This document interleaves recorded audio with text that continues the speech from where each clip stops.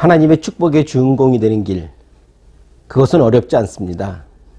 당신이 하나님의 축복의 통로가 되는 것, 그것 또한 어렵지 않습니다. 단순한 신앙 이야기, 단신 목회, 전택은 목사입니다. 현대인에게서 가장 무서운 질병이 어떤 걸까요? 요즘은 건강 100세라고 합니다. 건강하게 100세까지 살 수가 있다고 합니다. 그런데 많은 사람들이 병으로 인해서 고통받고 있습니다. 암, 또한 고혈압, 당뇨, 아니면 사고로 인해서 여러 가지 질병에 시달리고 있습니다. 그 질병 때문에 고통받고 고난받고 힘들어하고 있습니다. 그러나 그런 질병들은 언젠간 치유가 됩니다. 내가 관리만 잘하면 다 치유될 수 있습니다.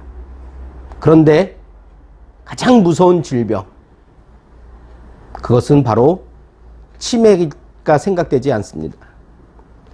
치매, 이것이 가장 무서운 병이 있지 않을까 생각됩니다. 이 치매는 기억을 잃어가는 겁니다. 지금까지 자기가 살아왔던 인생에 대해서 아무것도 모릅니다. 자식이 누구인지도 알아보지 못합니다. 하물며 본인이 누구인지도 기억하지 못합니다. 자기가 한 행동에 대해서도 기억하지 못합니다. 그래서 치매가 무섭다고 합니다. 우리들이 세상을 살아가면서, 인생을 살아가면서 여러 가지 질병에 걸릴 수는 있지만 이 치매만큼은 걸리지 않기를 바랍니다. 치매가 걸리지 않기 위해서 늘 끊임없이 뇌를 훈련시키고 뇌를 발달시키는 그런 훈련들을 꾸준히 해야 될 줄로 믿습니다. 누군가에게 잊혀져 간다는 것, 누군가가 나를 잃어버린다는 것만큼 무서운 것이 없습니다. 그런데 신앙생활 하면서 하나님에게 잊혀진다고 하면 어떨까요? 내가 하나님에게 잊혀진 사람이 된다. 하나님이 나를 기억하지 못한다. 그러면 얼마나 무서울까요? 우리가 아무리 열심히 신앙생활하고 우리가 아무리 열심히 노력해도 하나님 나를 기억해 주지 않는다? 이거만큼 무서운 것이 어디 있겠습니까? 그런데 다행스러운 거는 우리 하나님은 우리들을 기억하고 있다는 겁니다. 나를 기억하고 있다는 사실이 굉장히 중요한 겁니다. 하나님은 당신을 기억하고 계십니다. 예레미야 2장 1절에서 3절까지의 말씀을 보면은 이렇게 기록하고 있습니다. 여호와의 말씀이 내게 임하니라. 이르시되 가서 예루살렘의 귀에 외칠지니라. 여호와께서 이와 같이 말씀하시기를 내가 너를 위하여 내 청년의 때인 이내와 내 신혼 때의 사랑을 기억하노니 곧 씨 뿌리지 못하는 땅 그 광야에서 나를 따랐음이니라. 이스라엘은 여호와를 위한 성물 곧 그의 소산 중 첫 열매이니 그를 삼키는 자면 모두 벌을 받아 재앙이 그들에게 닥치리라. 여호와의 말씀이니라. 여기서 보면요, 하나님께서요 청년의 때 이내와 신혼 때의 사랑을 기억한다고 합니다. 이스라엘 백성들이 하나님을 따랐던 그 시절, 씨 뿌리지 못하는 땅, 그 땅에서 나를 따랐음을 기억한다고 합니다. 광야에서 힘들었을 때, 앞이 캄캄했을 때, 어디로 가야 될지 모를 때, 그때 하나님의 말씀을 따르고 하나님을 쫓아갔다는 것, 그것을 하나님은 기억하고 계신다고 합니다. 여러분, 하나님은 여러분들의 어려움을 알고 계시고 여러분들이 그 어려울 때 어떻게 나를 기억하고 계신다고 합니다. 당신이 어려움을 당했을 적에 세상으로 가지 아니하고 당신이 힘들었을 적에 세상으로 가지 아니하고 당신이 병들었을 때 세상 것을 의지 아니하고 하나님을 따르고 하나님께 매달렸고 하나님께 순종했던 그 모습을 우리 하나님은 기억하고 계시다고 합니다. 왜 기억하실까요? 하나님께서 왜 당신의 그런 일들을 기억하고 계실까요? 2장 3절에 이렇게 말씀하고 계십니다.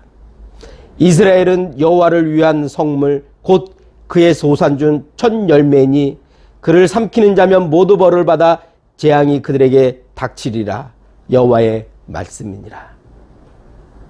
이스라엘이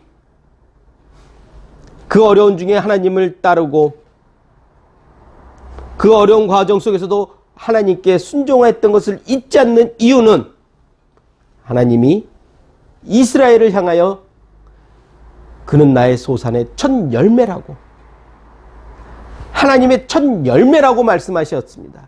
그래서 내가 너희를 잊지 않는다고 말씀하셨습니다. 하나님이 저와 여러분들을 기억하고 계십니다. 당신을 기억하고 계십니다. 왜 기억하실까요? 저와 여러분, 당신을, 우리 하나님은 독생자 예수 그리스도의 핏값으로 산 자녀이기 때문에, 독생자 예수 그리스도를 십자가에 죽이시면서까지 저와 여러분들을 자녀 삼으셨기 때문에 그 자녀인 우리들을 기억하고 있는 겁니다. 그 자녀가 힘들었던 것, 그 자녀가 고난을 받았던 것, 그 자녀가 괴로웠던 것, 그런 중에도 하나님을 의지했던 것, 하나님께 순종했던 것, 하나님 말씀대로 살려고 노력했던 그것을 기억하고 계신다는 겁니다. 우리가 하나님의 자녀가 아니라면요, 하나님이 우리를 자녀 삼으지 않으셨다면요, 하나님 우리를 기억할 필요가 없어요. 그런데 하나님은 당신을 너무 사랑하셔서, 당신을 너무너무 사랑해서 죄로 말미암아 멸망되는 걸 볼 수 없기에, 죽음으로 가는 것을 볼 수 없기에 독생자 예수 그리스도를 십자가에 내어주면서까지 당신을 자녀 삼으셨습니다. 그래서 당신을 기억하고 계시는 겁니다. 하나님은 당신이 지금 어떤 위치에 있는지, 당신이 지금 어떤 고난을 받고 있는지 알고 계십니다. 더 나아가 당신이 과거에 어떤 모습으로 살았는지, 당신이 그 어렵고 힘들었던 그 과거에 하나님께 어떻게 했는지 기억하고 계십니다. 그 기억을 통해서 하나님은 이 시간 당신에게 은혜를 주실 겁니다. 신앙은 어렵지 않습니다. 축복은 멀리 있는 게 아닙니다. 축복의 주인공이 되는 것 그렇게 어렵지 않습니다. 쉽습니다. 오늘 이 말씀과 같이 하나님이 기억하고 계신다는 것을 알면, 그래서 그 하나님의 뜻대로 한다면 우리들은 축복의 주인공이 될 수가 있습니다. 당신이 진정 하나님의 축복의 주인공이 되기를 원하신다면, 당신이 진정 하나님의 축복의 통로가 되기를 원하신다면 오늘 이 말씀과 같이 하나님께서 나를 기억하고 계시다는 것, 당신을 기억하고 계신다는 사실을 잊지 않으시면 됩니다. 그래서 그 하나님의 기억 속에 좋은 모습으로 남는 저와 여러분 되시기를 주님의 이름으로 부탁드리겠습니다. 감사합니다.